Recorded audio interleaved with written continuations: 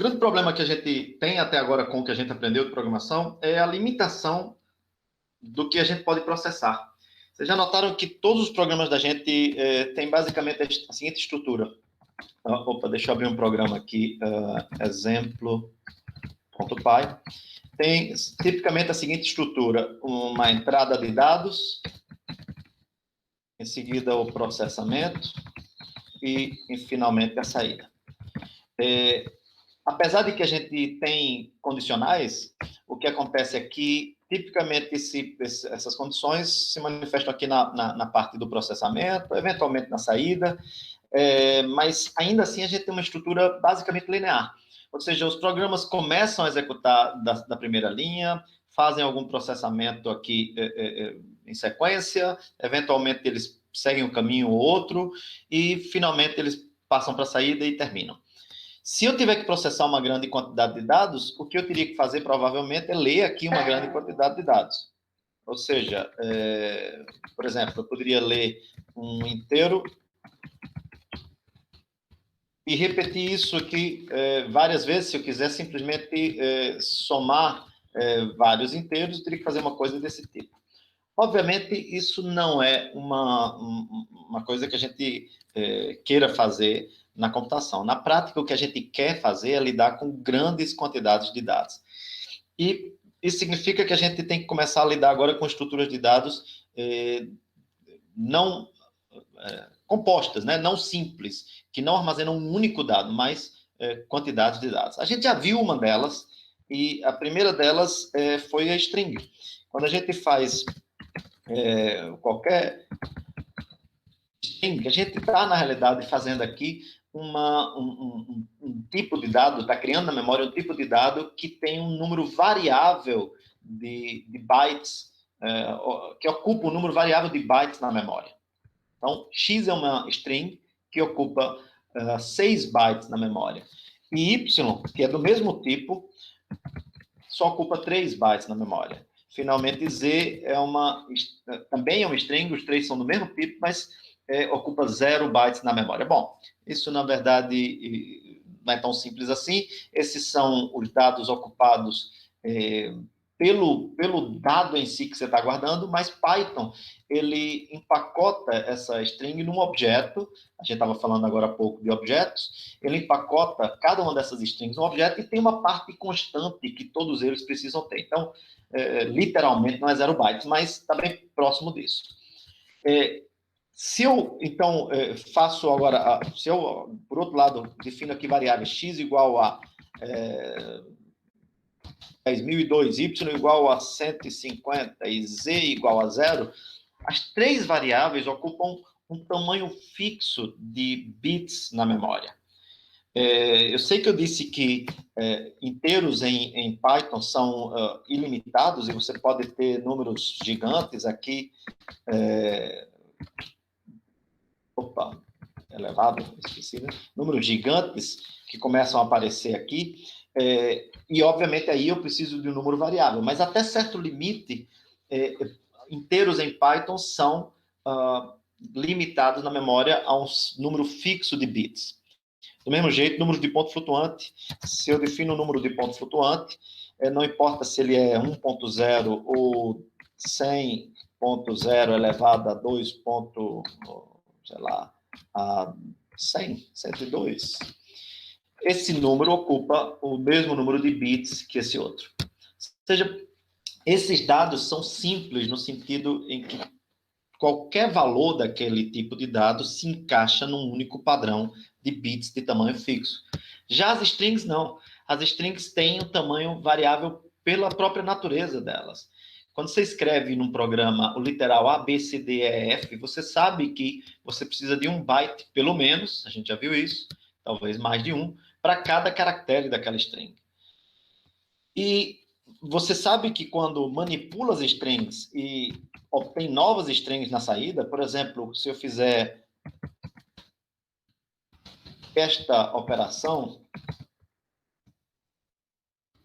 esta operação, que é válida, apesar dela parecer uma operação aritmética, ela está dizendo que XX é a string resultante de 10 vezes a string x. Esse vezes aqui não é a multiplicação convencional, ela é simplesmente a concatenação de 10 repetições da string x. Isso é particularidade de Python. E o mais, obviamente, também não é a soma matemática, é a concatenação também, só que agora de um único valor de y.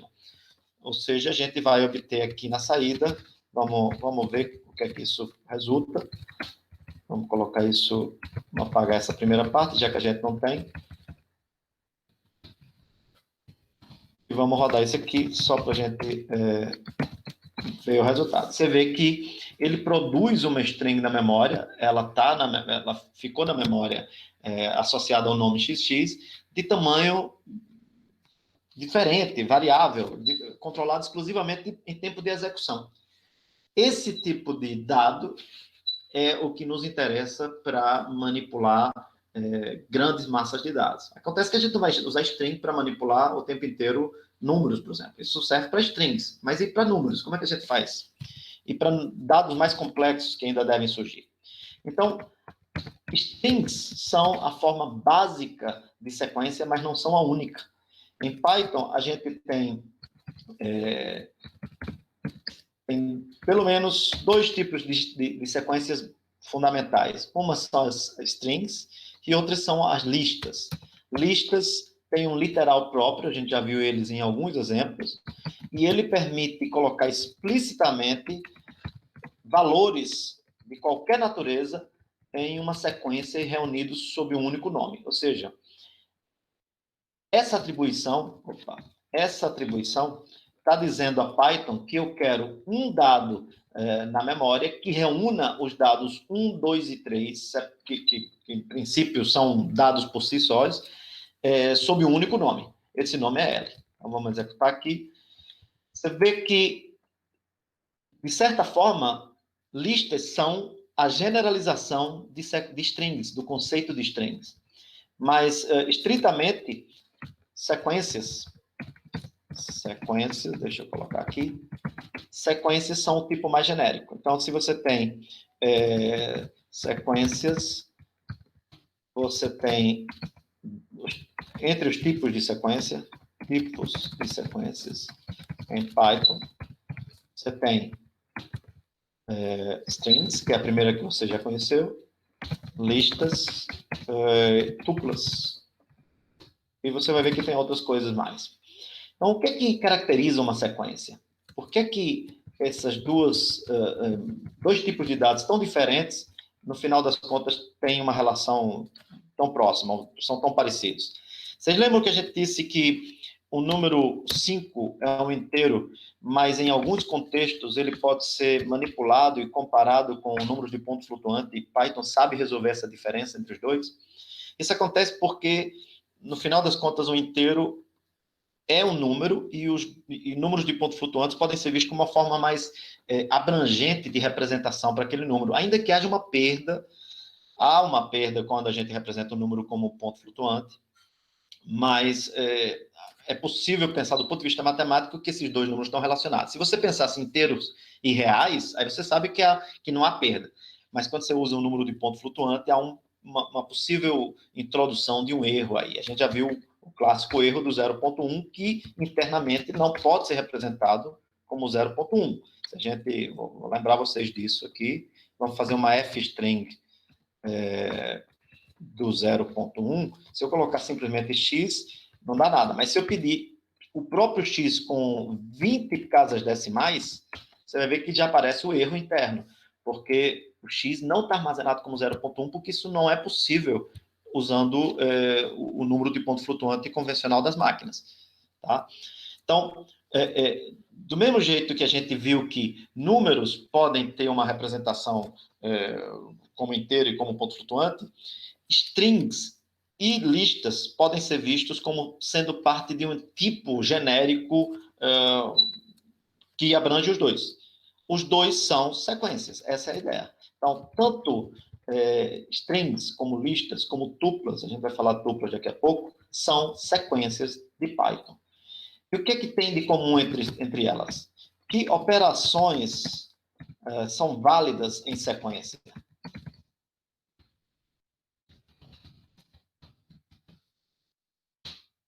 A primeira delas, e provavelmente a mais importante delas, é a indexação. Toda sequência pode ser indexada. Novamente, vamos voltar para cá. Em Python, você pode falar do valor S sendo igual a essa string, e você pode operar essa sequência, essa string, com os operadores que você já conhece.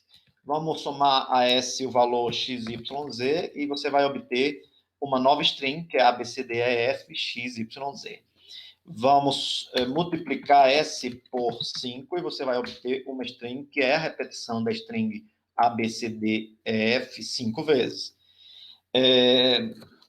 Essas provavelmente são as operações que você já conhece. Você pode ainda usar essa string para comandos do tipo print. Então, você pode imprimir aquela string. Você vê que agora aqui ele só imprimiu a string, não colocou o literal, portanto não tem as aspas. Isso aqui é uma saída do meu programa. Strings podem ser impressas. Então, essas são as operações que eu posso fazer com strings. Mas tem uma operação a mais que, na realidade, ela não é só de strings, ela é mais genérica, ela é de sequências, que é a indexação. Como é que você faz isso? Essa é uma operação que tem um operador um pouco diferente do convencional. Você precisa de colchetes para invocar essa operação. Colchetes, e dentro deles, do colchete, um número inteiro. Por exemplo, o número 3. Você vai ver que o que eu fiz aqui é de S obtenha o elemento que está na posição 3 da string. E as posições de um dado indexado começam de 0, índices de 0 a n-1. N sendo o tamanho da sequência. Ou seja, S de 3 vai trazer o quarto elemento, já que a gente vai indexar a partir do 0. E quem vai trazer o primeiro elemento? S de 0. Tá, eu estou colocando um espaço aqui entre o S e o colchete, mas isso não é prática convencional, a gente normalmente não coloca. Essa é uma situação em que a gente não coloca um espaço entre o operador. Desculpa, gente, deixa eu desligar o Slack. Esse projeto. A gente normalmente não coloca um espaço entre a sequência e os colchetes para indexação. A gente só junta os dois. Esse é um dos casos em que a gente faz isso sem nenhum detalhe mais, tá certo? Sem nenhum espaço. Normalmente a gente tenta manter certos padrões de codificação, mas nesse caso não usa. S de 1, portanto, é o segundo elemento. S de 2, S de 3, S de 4, S de 5. Vamos lembrar quem é o valor de S. S de 5 é, portanto, o último elemento. S de 6, portanto, não está definido. E tentar indexar uma sequência por um índice inválido te provoca um erro, que se for no seu programa, é um erro de tempo de execução, e ele, portanto, interrompe o programa, tá certo? Se você tiver um index error, um erro de índice, você provavelmente está indexando um dado pelo índice inválido, por um índice inválido. Do mesmo jeito que 6, qualquer índice maior vai ser inválido. E o que é que acontece se eu tentar um índice negativo? Bom, Python tem uma peculiaridade nesse caso, ele permite indexar, deixa eu colocar isso aqui como aqui, índices de -1 a -n, sendo n o tamanho da sequência. Aliás, vamos colocar o contrário para ficar correspondendo. Ou seja, Python te permite indexar os dados de uma sequência de duas formas, ou com índices negativos, para você acessar de trás para frente. Então, o último elemento de uma sequência é sempre S de -1. É bastante conveniente, porque se você não souber o tamanho da sequência, isso ainda vale. Então, vamos supor que S fosse agora o S2, seja A, B, C, D, E, F, G, H, I, J. Então, S2 de -1 ainda é o último elemento da nossa sequência. S2 de menos 2 é o penúltimo elemento. S de menos 2 é o penúltimo elemento. Então, é bem conveniente poder indexar de trás para frente. E o que é que você faz numa linguagem que você não tem índices negativos? O que você pode fazer é usar o comprimento da sequência. E aí, lembram da função len? Len vale para sequências, de um modo geral. O comprimento de S é 6. Então, como é que eu acesso o último elemento? Vamos lembrar, os índices de uma sequência estão numerados de 0 até n-1. Portanto, o último elemento é o índice de len de S menos 1. Esse é o último elemento. Aqui S, aquele é o último elemento. O penúltimo elemento, o antepenúltimo, o quarto elemento de trás para frente. Mesma coisa se a gente estivesse manipulando o S2.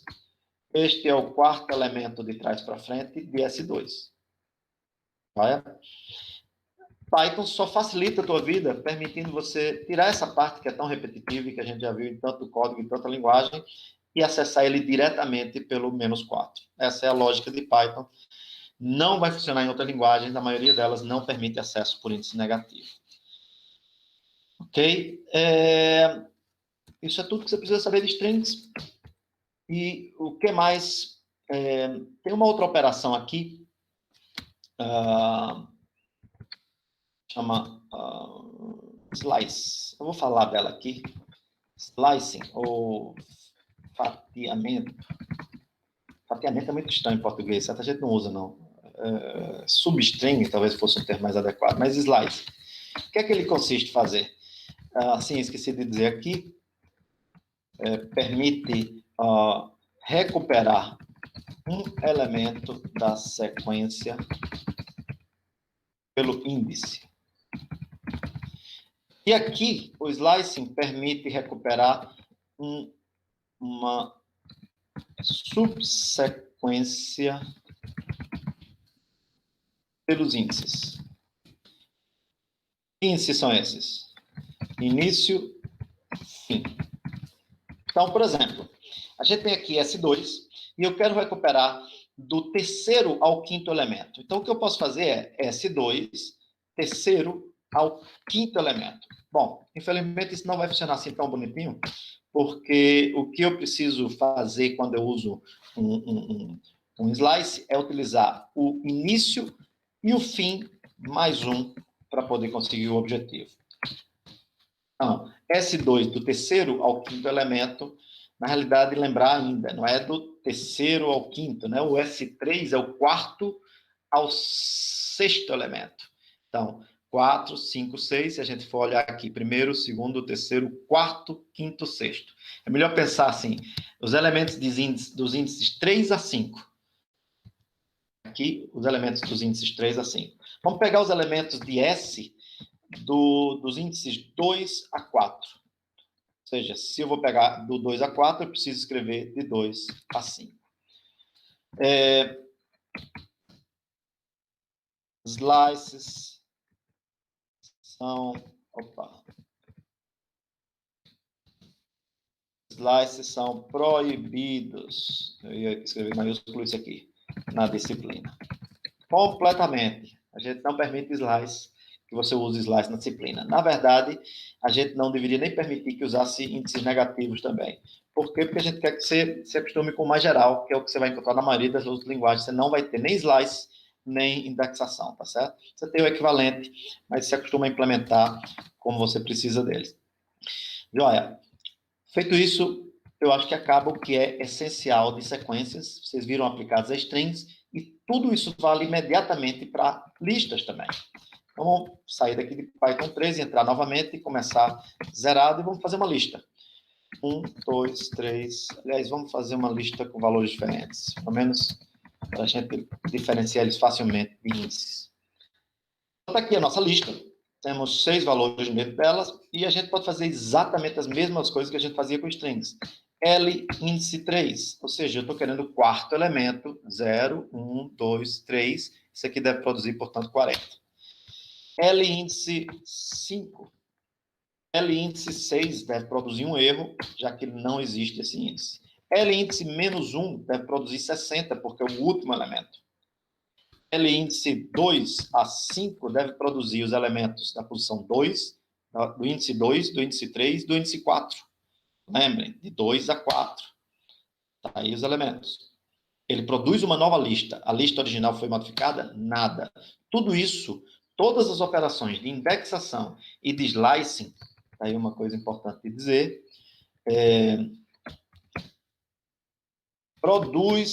desculpem, é esse aqui, produz uma nova lista sem novo dado, uma nova sequência, né? Sem alterar a original. Nada disso altera a original. Então, está aqui a nossa lista.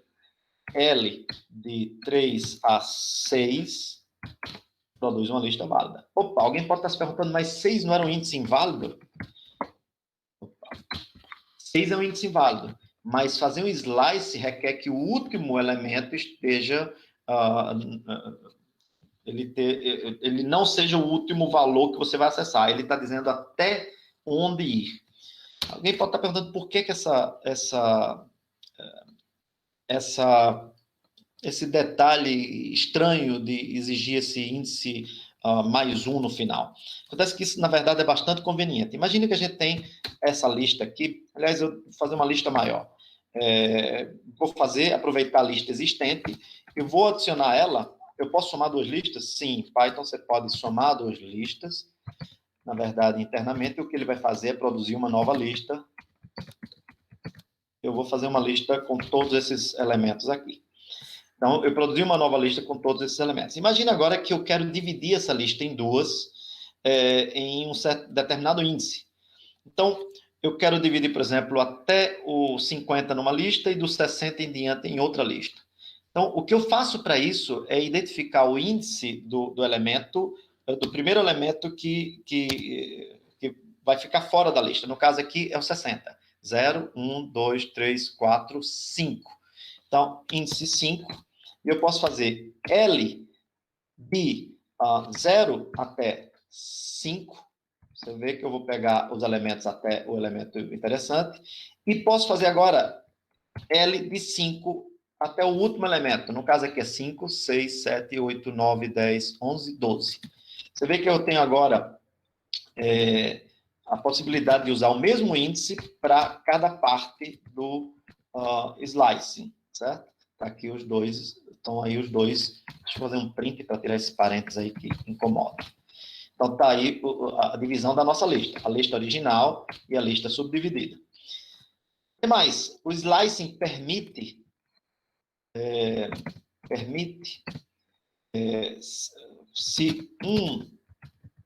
se algum dos índices não for usado, indica todos daquele lado. É meio estranha a forma de dizer, depois eu melhoro, mas a ideia é essa. Então, se eu faço um slice dessa forma, eu estou querendo dizer todos até o elemento de índice 5, claro, menos ele, eu poderia ter dito sem o 0, porque eu quero dizer todos daquele lado até o índice 5. Tem o mesmo significado. Do mesmo jeito, L5, 12, onde eu estou dizendo do 5 até o último elemento, eu poderia ter dito L5, 2 pontos. Aliás, não é nem 12, era 13, né? Agora que eu me toquei lá, que tem mais um elemento lá no final. Né? L5, 13. Eu poderia ter dito L5, 2 pontos, e mais nada, e ele vai produzir exatamente o mesmo elemento. Ou seja, a forma de dividir a nossa string fica bem facilitada, porque eu posso usar um único índice e dizer, divida na posição 5 de um lado e outro. Então, agora eu tenho uma forma genérica de dividir a minha lista. Divida no índice 3.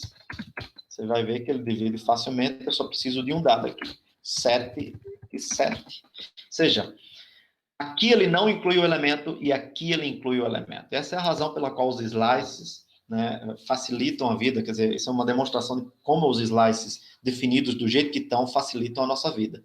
Se você tivesse esse 7 sendo incluído, você teria visto essa primeira lista incluindo 80 e a segunda também incluindo 80.